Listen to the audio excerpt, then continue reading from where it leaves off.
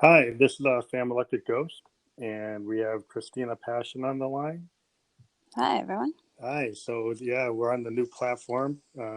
We used to be on Spearman, but Yeah, I noticed. yeah, but we moved over to this new podcast. It's a little awkward setting up, but once you get into it, it's pretty good platform. Yeah, it seems pretty user friendly, so that's good.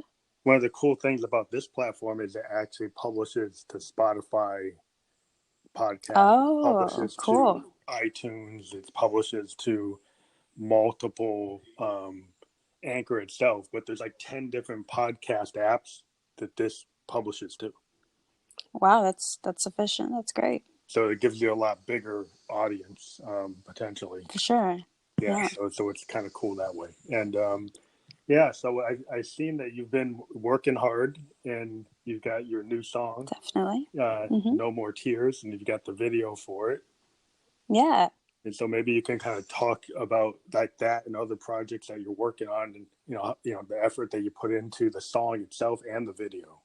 Yeah, for sure. I had actually worked on the song a while ago, and it was supposed to be released um, almost 2 months ago, but there was some kind of speed bumps that we were hitting, and that kind of pushed and delayed the release. But that's fine. Now that it is released, I've gotten pretty good feedback, especially on the video. I wanted to incorporate, because I am a dancer, I wanted to have kind of like a girl group vibe to it, very empowering because it is a more of like I guess, getting over a breakup song.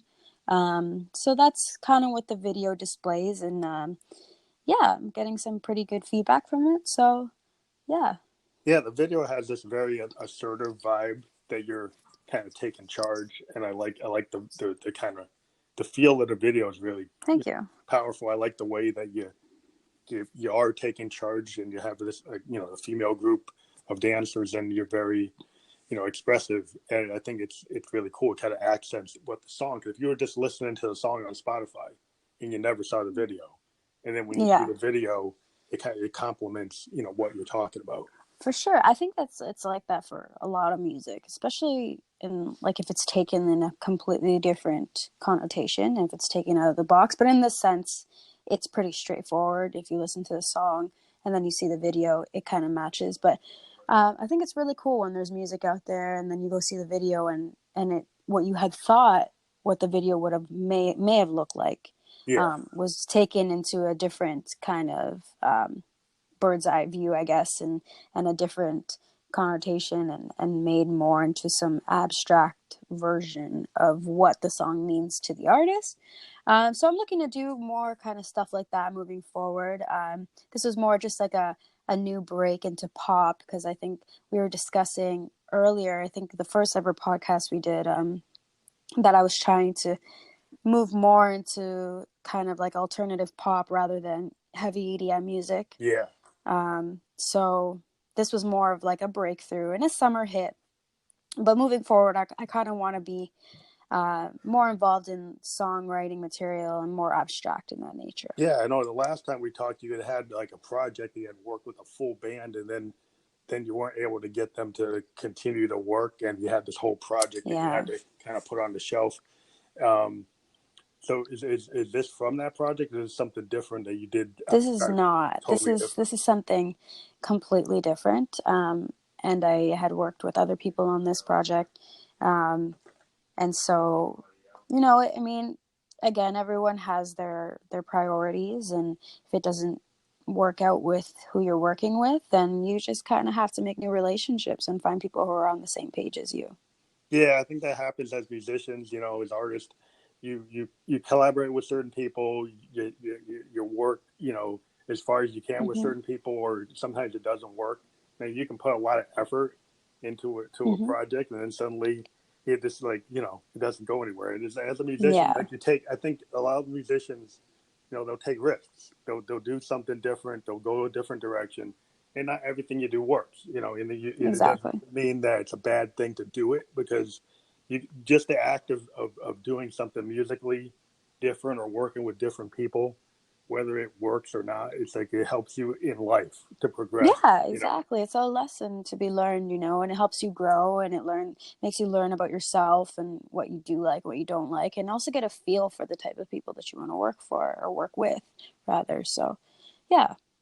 Yeah, definitely. So maybe talk about like how you built the song and what took to actually do the song, and maybe then talk about everything that went into the video more. Yeah. So actually the song was written in like one day because it's not, I mean, lyrically, yes, it's empowering, but it's not lyrically in depth. Like it's a pretty poppy song, so it has a catchy chorus, and that's pretty much all you really need to have a poppy song, right? Yeah. There's no in depth thing to it.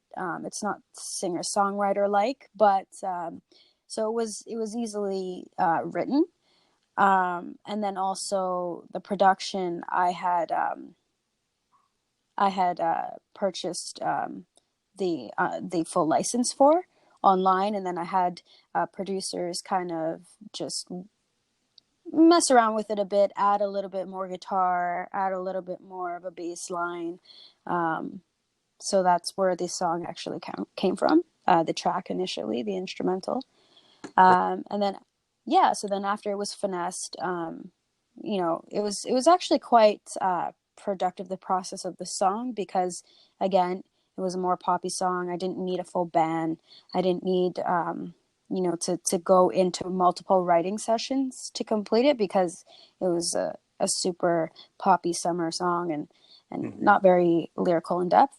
So yeah, once that was complete, it was just a matter of getting the vocals in right, and getting it mixed and mastered, and the track was actually ready for a while, but I had wanted to release it just a week prior to the video. So what speed bumps we kind of faced was actually when it came towards the video release, which was partially my fault, because I had hired someone that I thought, well, who also assured me that the job would get done, and it would get done well, Mm-hmm. but it actually wasn't really the case. There was a lot of issues I was having with the way that it was filmed. The cuts in the video wasn't correct. The editing was very off. The color correction was off. There was, like, my vocals were not matching properly. Oh. There's a lot of things that I was facing, and I, of course, like, it's, for me, it's quality versus quantity. I'm not just going to release a video just because it's done. I would rather sit on it, wait until it's perfected, Mm-hmm. and then have it released. So that's what really took the longest, because this was actually supposed to be released at the beginning of August. So, it was postponed a month because of those speed bumps, and I had to kind of find an editor that could do it their best to, I guess, make up the faults in the original version that Mm-hmm. was created. For what it is, I think that it's pretty decent. I mean, I'm a very picky person. I'm a perfectionist. I'm sure viewers, as just an average viewer, are still drawn to it, and I still got positive feedback. There are still a few things that I would have preferred to be done Mm-hmm. even more, to a T. However, I mean, these things happen. It's a learning experience. Again, right? Same Yeah. thing. So yeah, and then with the dancers, they're great. They're amazing. They're so talented. I had one of the backup dancers. She's actually the one who choreographed it.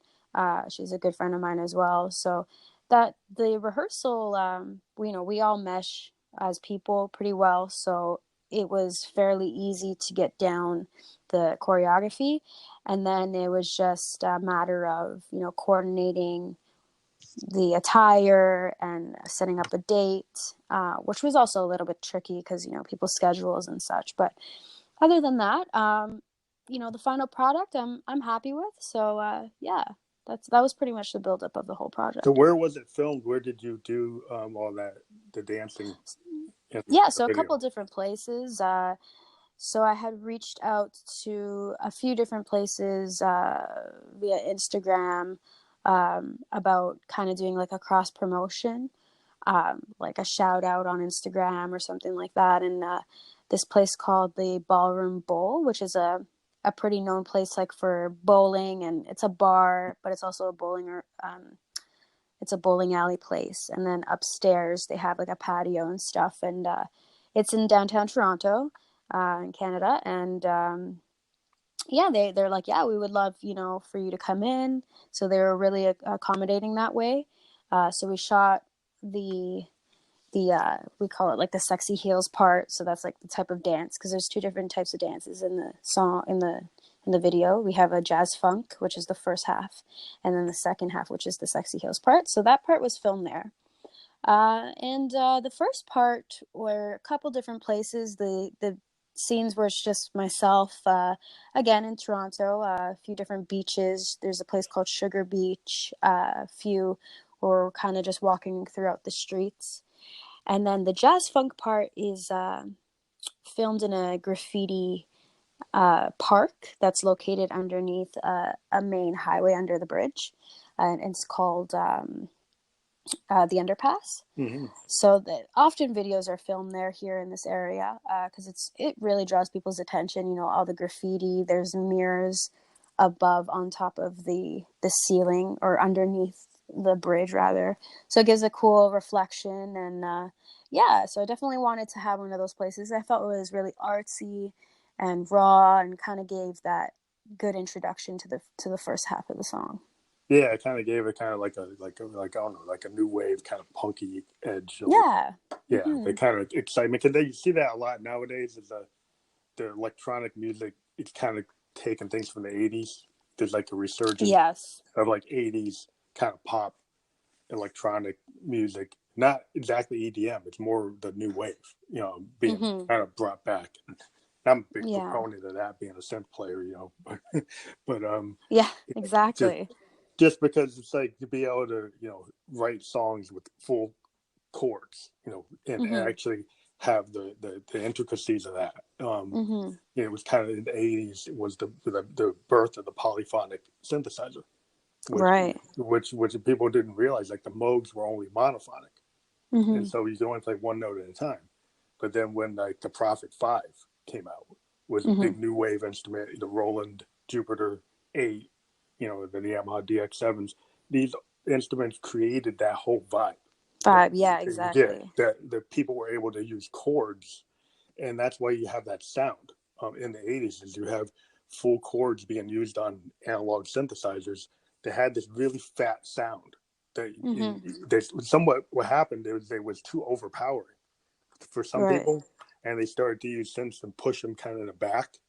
But at the height of the '80s, they had these synths that were very overpowering in the mix, because analog synthesizers tend to be like that. And then producers eventually kind of edited them out, because they said, oh, they're too heavy, and they wanted other things to be brought out.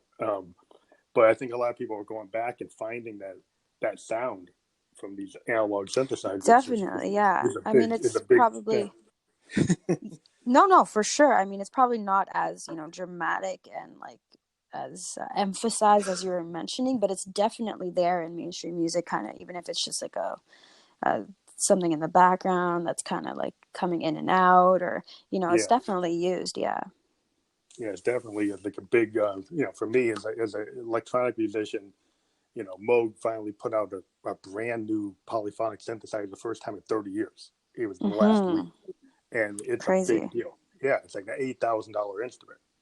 Yeah. But the significance is, it's like we haven't seen an instrument like that since the Prophet 5 or the DX7 or the Mini Moog itself. So I think in terms of music, when Moog comes out with something so big, the fact that they have this massive capability now to bring back that kind of sound at a quality level that people haven't heard, I think it's going to make people who are using the soft synths and the DAWs kind of think about the sound that you can get out of one of these new analog synths. I think it's going to be in the next 10, 15 years, we're going to see a lot of artists using these to create like new things, like new types of sounds.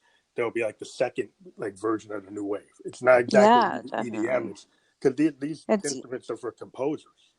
They're for people that know how to play. I mean, these are, it's a totally different kind of concept. It's like, it's not what you do in the DAW. It's actually you have to have somebody like a Stevie Wonder or a Keith Emerson Yeah, someone actually, who's like classically trained. yeah, play these things because they're full polyphonic synths. And this new one that just came out is actually, it has the ability to do 3 layers of chords uh, Crazy. all at once.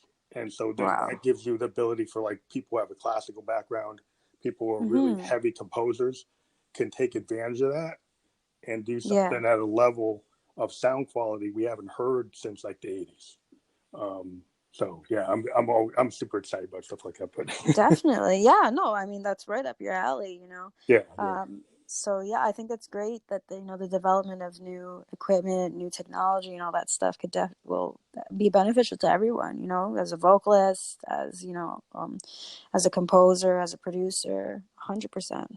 yeah. Just because like I'm always talking to like you know different bands that I talk to, and a lot of the artists are trying to merge what you do on the DAW with Mm-hmm. what you can do with like an acoustic instrument. So they're still kind of trying to bring back some of the old days of not that you have to go to a recording studio, but adding an acoustic instrument and not just doing everything in a DAW, or looking at different collaborations with like jazz musicians or Mm-hmm. actual blues musicians and trying to merge things in. You see a lot of this in hip hop where like Kendrick Lamar will have a live band and Yeah. Oh yeah. introduce like real bass players, not just Mm-hmm. samples. And Mm-hmm. so I think there's a lot of interest in people, you know, doing that today. And there's I always love that. Yeah. the capability of doing something all by yourself, with Fruity Loops or FL Mm-hmm. Studio or any of the DAWs is really cool. But I think the ability to actually have musicianship, that we saw in the 70s and 60s is always welcome. Of course. No, that's something that I think should be more um, looked up at upon, you know, like because it's so easy for people to kind of just work a program nowadays, I feel. But I think it takes a really true artist to know it all or be more of a composer rather, you know? Yeah, because like when you go to perform today, sometimes there are venues and you, as an opportunity, as an indie artist, you have a lot of people just come in with their laptop, with their sequencer, Mm-hmm. their drum machine, and there's Yeah. there's no setting up. There's no like having a band that actually has to do a sound check. And then if you're actually a band, you're kind of criticized that, well, how come you're not coming in with the laptop and making it easy? Yeah, right? You It's know, it's funny that way. No. yeah. So it's kind of like, don't you want to have a live performer? But you I kind of like agree. you can't run 15 bands in one night if they all have to take down their drum sets. you know Yeah.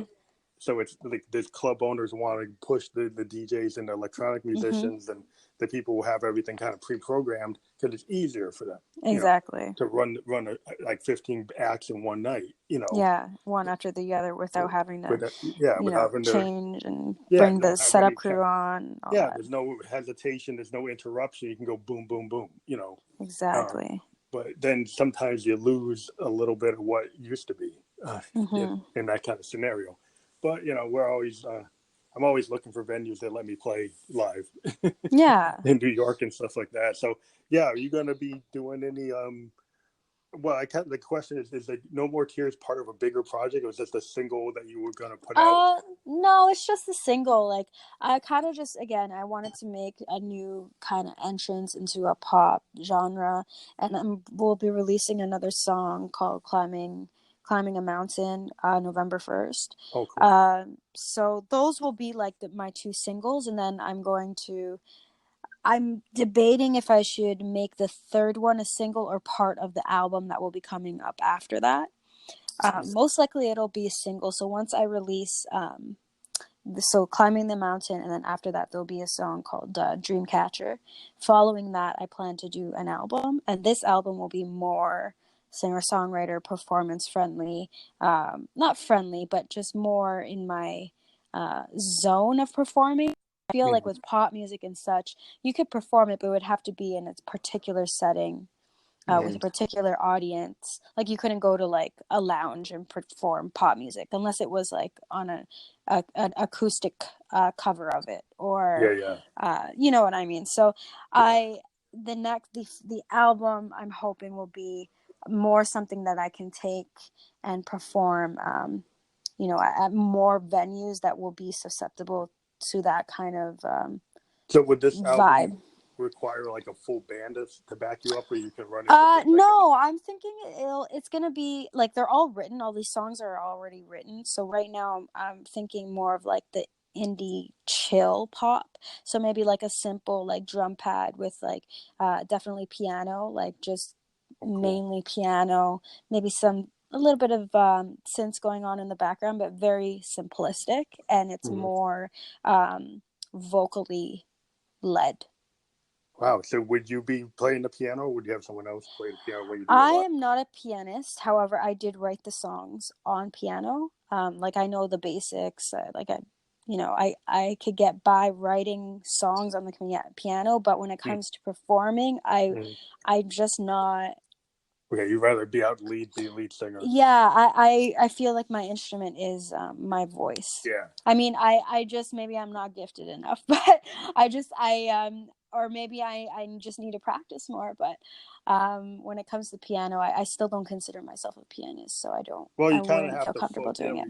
you have to be that singer songwriter that's confident enough in your piano playing that if your voice is your real instrument Yeah, and you feel that your voice, actually won't get the full attention if you're trying to like struggle with the piano pieces because you're not as comfortable. exactly. Yeah, you have to kind of be so comfortable with the piano that you can be like a Carole King or something, and be at the Mm-hmm. piano, feel that confident that you could do it without somebody else doing it. Yeah, Exactly. yeah, and that's kind of like where I've talked to a lot of singers that feel like I got to focus on the microphone, just doing a performance, and I'll let Mm-hmm. somebody else do the guitar or the piano or whatever if Yeah. I'm feeling that. But yeah, that's cool. You know who you are. You know what you can do. Yeah. I mean, like what I've also been kind of working with is like loopers and also just like the like MK like 13s and stuff like Oh that. yeah, those are great. Or the Akai 13s Akai, rather. yeah, And Akai, yeah, those are awesome. yeah, so I've kind of just been putting like the keys on a loop and then just recording that in and then launching that as a single track and then layering and then learning to perform like that, because then if ever I'm in a case where I have to be a solo Yeah, band, then I at least can launch the music in a way where it seems like it's being presented fluidly like a band yeah, would. yeah. The MPC Yeah. is really good. A lot of hip hop guys use it. A lot of EDM, Mm-hmm. even synth guys like me that have big stacks of synth, find like the MPC is a really good tool. Like if you're a one Yeah. person band and you're doing a performance, any kind of good sequencer that is like designed to do songs, and the Akai Yeah. is really one of the preeminent systems. It was back in the day. Like hip hop guys used to use the original MPCs because they Mm-hmm. could build the whole song, and the new one pretty much does the same thing and has Mm-hmm. even more capability. So yeah, it's a really good tool. I mean, I've seen a lot of guys that are synth guys use it to kind of actually, augment their synthesizers to be able to do like, 2-person performances or 1-person performances. Yeah. Mm-hmm. A good Yeah, tool it's for that. great for that. So that's definitely something that I'm really working on. Yeah. I've seen that you had some photos of your studio in the last year, like your home studio and stuff you were putting together. So you do a lot of like Yeah. home recording of using different tools, and you're playing like your own, you initially write a song maybe on your piano or use your Mm-hmm. tools in your home studio, and then you kind of work it out where you'd want to have other people take it. Yeah, exactly. Like I record my vocals at home because it's built up enough to do the raw vocals, and then I just send them over to someone who does mix and mastering. Um, and that's pretty much the flow of my work. So like the writing and the recording is done at my house, and then it's just sent off. So you don't So ever have to go into a studio and like redo your vocal because you've got your vocal in a pretty good position from your home studio. yeah, I mean, not unless they want like something specific or they want some sort of layering done or they want, something specific. Other than that, everything could be done pretty much from my place. So yeah. Yeah, that's the big change in the recording industry, where you used to have to go to like Olympia Studios, or you had to go to Electric Yeah. Lady, you had to go to Sound City. You had to, in order to get a record out, that you had to Yeah. do that. And I think it's Yeah, really for sure. egalitarian that now artists can just have a home studio and it's at the level of quality that's good enough to actually put out. Yeah, it's And crazy. that's just a technology shift that lets a lot of people create a lot of music. Mm-hmm. But then it's like, it maybe floods the market and makes it hard. But Yeah, that's yeah. a whole nother conversation. Yeah, that's a whole different thing. But yeah, definitely for people who, truly do this like, as a career, or is actually making some moves in it, or has some success, or is really, even for people that are just like, starting out, it's great to have a studio at home. Yeah. But definitely for people who are more in a professional demeanor, it makes your workflow just Yeah. so much more sufficient. But I find it's like as an artist, like if you have the tools that you can go and put down something whenever it comes into your head, Hmm. when you have a creative moment that I don't have to go across town or go to another state to put an idea down. I can actually go into my Yeah. studio and actually go so far that I could actually even put it out. Um, Yeah, if I got exactly. dedicated enough and spent like a full day or a couple of days doing it, I could actually do it. And Hmm. I think if you're that kind of person, you got the muse, you feel these things coming through you, and you just, what you want a way to be able to put it out. And Hmm. I think the tools today allow you to do that. Yeah, definitely. There's definitely been a drastic movement and progression from how it was before. But there's definitely a place for recording engineers and people who know how to perfect things. The mastering techniques of like a professional recording engineer are Oh always yeah, going to because tell I you, can't, like, I yeah, couldn't, yeah, I always, couldn't, if my life depended on it, I could not do that. So definitely there's a place for people like that. Because I think if you're good at, one thing, you're good at that one thing. So, God bless those people that are just like amazing at like numerous things. yeah, So, but yeah, it's good. That's, I think, what connects artists together, because I share something that you admire, you share something that I admire, so let's work together. And yeah. I think This has that's been what art is, right? Yeah, I mean, collaboration is the big thing today, and just the net allows you to have tools like Anchor FM, which we're using now. Mm-hmm. Allows me to interview artists and be able to get what I felt as a musician myself is like that I wasn't hearing a lot of interviews with indie artists where they were able to really get into depth about what they Yeah. do. There are interviews that want to talk about people's personal lives and whatever, and Right. I would always want to talk about the song, Mm-hmm. about the music, and I Mm-hmm. wanted to hear people doing that without like charging people. Yeah. you know. Yeah. For And sure. there's some people out there on the net that will charge people, or they only interview really popular acts, and or don't have a wide enough you know group of people that they like to talk to. And I just Mm-hmm. thought that I wanted to continue this because I was actually approached a couple of years back by a guy in New York City, and we were just talking about like synth stuff, and all we would talk about in the first iteration of my show is just like synths, Mm-hmm. and then I started to branch out to say, well, let's interview bands and artists Mm-hmm. and actors, and that's why we're here doing this. Yeah. But yeah, it just kind of went from being narrowly focused to only talking about electronic music to going talking about like everything, which it's been cool. We've talked to actors, we've talked to DJs, we've talked to punk rock bands, like multiple genres, multiple different things, even artists that aren't even musicians or like painters and stuff. We like to talk to anybody that wants to get a platform for their work. Yeah, and that's great. And I appreciate, the invite, and you starting a community where we're able to share our thoughts, and, our journeys and experiences. Yeah, so what we can do on this podcast, we can put a link to No More Tears. We could actually Sure. put Yeah. you have that video, is that video on YouTube as Yeah. well? Okay, Yeah. so yeah, we can put the link to the YouTube video and to Spotify and anywhere else that it is. Attach it to this podcast when we publish, which Awesome. Yeah. and we're That would able be to great. publish pretty quick. It'll probably be published tonight. Cool. Yeah. Yeah, so it's really cool that you're working on this new record. It's more singer Mm-hmm. songwriter focused. So maybe kind Mm-hmm. of describe like what kind of references it would points in terms of like if you were going to describe what your new album's going to be like, other artists would you be inspired by that this album is kind of maybe people would be familiar with what the direction you're going? Okay. Well, the newest single that's coming up, "Climbing a Mountain." I don't want to reveal too much about the album, but "Climbing a Mountain," I'd say, is kind of like I guess, a Sia kind of feel. Okay. There's some parts where there's more of a vocal push. It's still poppy though. Like, I don't really like to say it sounds like this or it sounds like that. It's Mm-hmm. more just the feeling, but it Feel. sounds like me. Okay. But the feeling is more like it's a liberating song, but not so much liberation like No More Tears. It's more like you fought together and now you're stronger.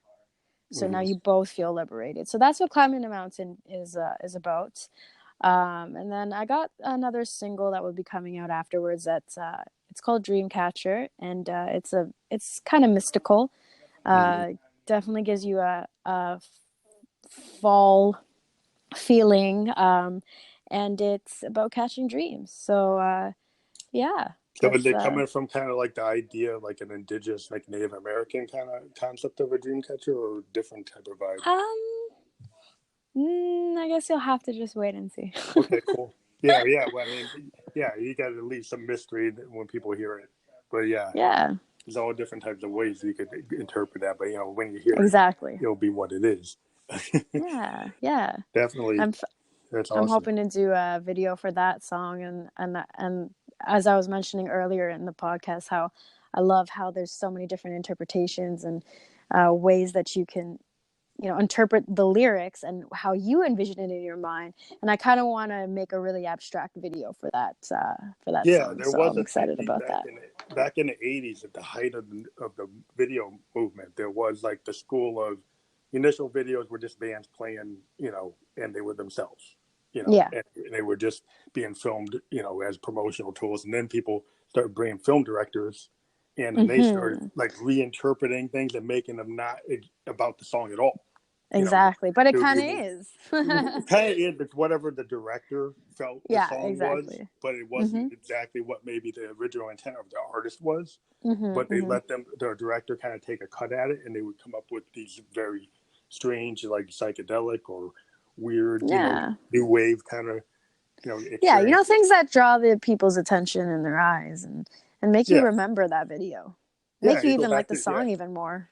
yeah. Like Duran Duran was big into Oh, having yeah, these for like sure. music videos that were like very cinematic, and they Hmm. kind of they kind of followed the song content, but sometimes they were just weird kind of Yeah. science fiction kind of stories. Yeah, yeah, for And sure. yeah, it's just like cool to see where you can go with that. So like having something. Yeah, like I'm not sure I'll go like too far, but definitely in a more abstract than No More Tears. Yeah. That's cool. Yeah, I like abstract because I'm a big David Bowie guy, and he used to Oh, do I these very, love it. Love very the boy. abstract Hmm. videos. Yeah, for sure. Yeah. So I mean, yeah, it's just interesting to see, where music is going. I did see you like some on your Instagram. You had some pictures of you on stages where you played shows. Do you want to talk about the shows you Yeah. played in the last year? Yeah, sure. So I did, some mini concerts. I was just like an opener for just like mini concerts, festivals, nothing too crazy, more street festivals, cultural festivals, like, um, Taste of Manila. We have like, like the salsa on St. Clair. So just little festivals, where I was asked to perform. So, that's always good, representing culture and also being on stage in front of your city. So, it's always good to get your name out there like that. And also, I'm just always pretty busy with weddings and I like to do like the classical stuff. Although I like to do those because it's also a way to display myself as a vocalist. It doesn't really reflect me as an artist because my music is completely different than what I would sing like at a wedding, obviously, right? Oh yeah. But it still gets my name out there, and I enjoy it. I meet tons of cool people. So yeah, that's probably what you've been seeing on my Instagram. That's cool. Yeah, 'cause, I mean, it's always good to live perform. I always like to do it. I mean, lately I've been focusing on recording, but I have been doing like Facebook Live because I have like Mm-hmm. the tools to But be able that's great. to Yeah. do the Facebook Live shows, and I've been pretty good. I mean, sometimes I get 3,000-4,000 people listening, watching one of those, which for me is pretty good for my audience.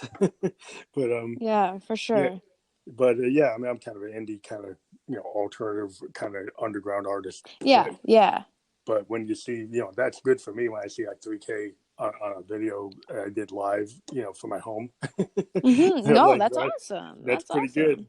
Yeah, because if I go Yeah. to New York, I'll play a club and there's only like 300 people in the club, you know, Mm-hmm. Mm-hmm. and I can reach like 3,000 on the net, so I can actually hit more Yeah. people. It's amazing what you could do on the internet nowadays. Yeah, it's just the tools are just, you can just use an iPhone on a tripod, I know, it's like with crazy. a mixer, and I get a really good signal from all my gear, and Yeah. people are surprised what you can do now, and you don't even have to be loud. I mean, I can do something at like 11 o'clock at night and nobody hears me Yeah. because everything's Exactly. going through my mixer right into the phone. And so Yeah. then It's the amazing. limitations of having a band, not be able to play. I'm always telling a lot of young bands, like, you need to get some of these web tools and do like Facebook Live or do, um, Instagram live shots or YouTube live performances, because you can build your audience and keep on Mm-hmm. giving them, because it seems like the internet generation wants to keep on seeing content.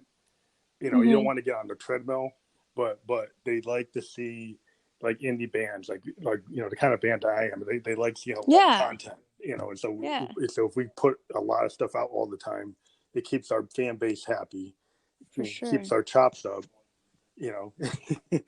So you can keep your ability going and keep your fans aware of that you're out there. Yeah, I think consistency is definitely key, like, Yeah. well, for anything. Yeah. Yeah, it's just cool. Like there's a lot of, I see that this seems to be like an age of singles again. There's a lot of Mm-hmm. people. There a couple of years back, it was a lot of like people were just exclusively doing a lot of singles, but it seems because of Spotify and Apple Mm-hmm. Music and Tidal, that you're a lot of artists are putting singles out consistently Yeah. to have their brand out there, or their name. Exactly. But then their albums might take a little longer to come out. Yeah, I think I see that a lot, but. No, definitely, because, even covers, like you can redo a whole song and, Spotify, Apple Music, Tidal, all those places will accept it as a submission as your own track. And Yeah, if you don't have any projects in motion, or if it's taken a while, like it's always good to just do covers just to, keep your audience interested or keep releasing things. So, yeah, I yeah, like I the think it's fact that great. a lot. Yeah, that's been a really cool thing is they handle all the licensing now. Yeah, I actually Mhm. started getting into doing some obscure stuff from like Bobby Womack and Glenn Campbell. Oh. Oh, It's kind of crazy. weird, like you think about like electronic artists covering like Glenn Campbell song, but Yeah. that's kind of like I like to be a little weird like that because Mhm. that's not something you would think you would do. Uh, No, yeah, it's always good to be yeah, so it's not something that's like I'm not doing the latest top 10 hit cover. I'm going back to like 1968 Mhm. and picking an old Glenn Campbell song or Bobby Womack song or something like that. But even like lately, I was working on a Smokey Robinson song in the Miracles. Um, Cool. Give her up. Or let her go, but it's an old song the Miracles did. I just got keyed in on. I was listening to it over and over again. I'm like, and it wasn't a big hit, but it was a deeper track on a Miracles album, and I just like Mhm. fell in love with the song. Yeah. So sometimes I was like, well, I think that would be a cool because everybody loves the Miracles, but they know their hits. They know their classics, Right. They don't but they know, don't know the like, deeper yeah, tracks. And the exactly. deeper tracks, to me, sometimes are really interesting. Mm. Because maybe they weren't as successful, but sometimes they have really good lyrical content and they're kind of deep, Yeah. and they just didn't make it. But yeah, I'm very interested in stuff like that. So Yeah, I feel like decommercialized things, like you'd be very pleasantly surprised, like if you, actually took a moment to yourself to really take in what they're saying or the vibe of the song. Because sometimes when things are over commercialized and thrown in your face, like you're almost forced to like it. you know. Yeah. But other things like underground stuff, you gotta kind of take a little bit more time to just sit on it on your own and not have other influences like be like, this is what you should like, kind of thing. Yeah. Um, yeah, Yeah. I think makes a like I difference. think the top 10. I mean, it's cool to have the the Billboard top 10, top 50, but a lot of cool stuff is happening at the bottom end of the chart.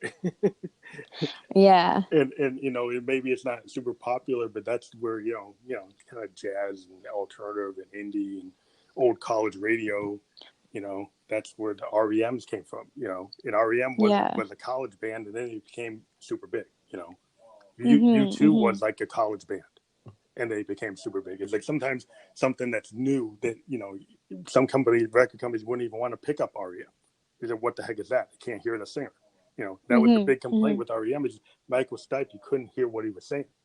mhm, mhm. In their initial REM albums, you could not even really understand what he was saying, but it was very melodic Yeah, and it was really cool. And it was actually yeah, there's some people that like the REM where you couldn't understand them yeah. Exactly, because it exactly. had this kind of vibe to it, Mhm, and you could imagine what he was saying. And there was a lot of mhm, fans of mhm. REM that actually liked it when you couldn't really understand them Understand? because you Yeah, could kind of decide what you thought he was saying. right. Compared to like where it became more clear what he was saying, there was some people were like, I like the old REM. Yeah, exactly, exactly. Because it gives you room for interpretation, right? Yeah, I think That's what this. people Yeah, like. I think people like that kind of open interpretation of a Mhm, artist. Where sometimes, like if you listen to the punk rockers and the Ramones and bands like that, sometimes you might not know what they're exactly saying, but you picked up the vibe that it was mhm. powerful. It makes you feel a certain Yeah, way. it So makes you. now, Yeah, it makes. whatever you're feeling in your experience in your life, you'll apply whatever it is that you want to apply to that song. Yeah, and the punk aesthetic was that you didn't have to be a great singer. So Yeah, Joey exactly. Ramone was just kind of singing his heart out.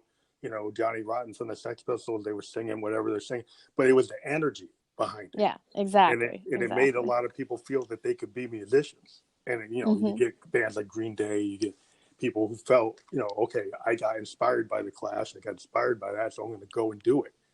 And mhm, and and mhm, and, and they felt like they could, instead of feeling like there was a point where musicians were so good. We had like Yes, and you had like Eric Clapton, and you had like Jimmy Page, and there were mhm. kids like I can never match Jimmy Page, so why should I even try, right? Yeah, for But when you sure. hear like the Clash or the Sex Pistols, then kids were like, You're oh, like, oh, okay. maybe I could do that, Yeah, yeah, And then you for got a sure. whole generation of bands that got created because they didn't feel intimidated, Yeah. that they couldn't even get in the gear, get in the game. Yeah, but that's just the thing, I mean, like not everyone is a Celine Dion or a Christina Aguilera when it comes to Yeah, vocals, but that doesn't mean that you can't be an artist and you can't be great at what you do. There's so many, you know, there's different ranges, there's different ways to express yourself, and I think that's what makes you an artist. If you're able to make someone feel a certain way and relay a message, I think that you're doing your job, as an artist. yeah. I think that's what keeps that's what makes somebody want to be an artist, that they feel they have something to say and they Mm-hmm. believe in themselves enough that they know they might not be like Smokey Robinson, they might not be Celine Dion, Exactly. but they feel like they have an artistic point of view or an artistic vision they want the world to see or hear, Mm-hmm. and they Mm-hmm. go and they do it. Mm-hmm. And I think that's really cool. And I think a lot of kids shouldn't let popularity of things drive whether or not they feel they're great. If you have a Yeah. vision as an artist, you should try to do it until you feel like, well, okay, I'm not doing it. But yeah, I'm always encouraging people who are artistic, like don't let people like keep you from No, trying you to. do you, spread Yeah, your wings, fly, experiment. Like that's the whole point of being an artist. It's like the painter, like sometimes it's good to be messy. You could create something that you never even would have known was possible if you followed within the lines.